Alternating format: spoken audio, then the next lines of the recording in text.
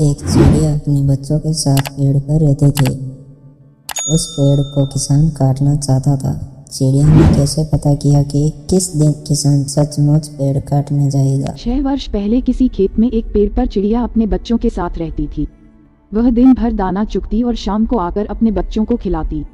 एक शाम को जब चिड़िया लौटी तो उसे बच्चों ने बताया कि आज किसान आया था। वो कह रहा था कि कल अपने बेटों को भेजेगा इस पेड़ को काटने के लिए, तो हमें अब ये जगह छोड़कर चले जाना चाहिए। चिड़िया ने बच्चों से कहा, निश्चिंत रहो, कल कोई नहीं आने वाला। अगले दिन सचमुच कोई नहीं आया। इस तरह कुछ दिन बीत गए।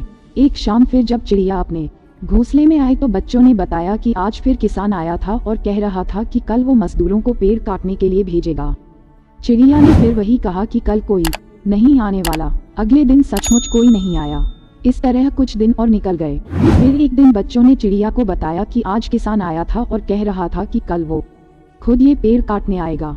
चिड़िया ने अपने बच्चों से कहा कि अब हमें ये घोंसला छोड़ देना चाहिए। चिड़िया ने तब तक पास के पेड़ पर अपना घोंसला बना लिया था। वो बच्चों को वहां लेकर चली गई। अगले दिन चिड़िया के बच्चों ने देखा कि किसान आया और उसने पेड़ काट दिया।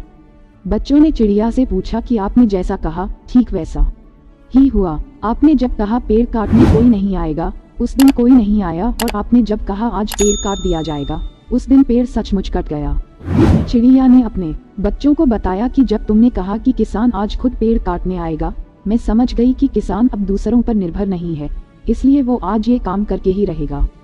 इसके पहले किसान अपने बेटों पर, मजदूरों पर निर्भर था, इसलिए मैं निश्चिंत थी। लाइफ में बहुत से काम ऐसे होते हैं जो आपको खुद ही करने पड़ते हैं।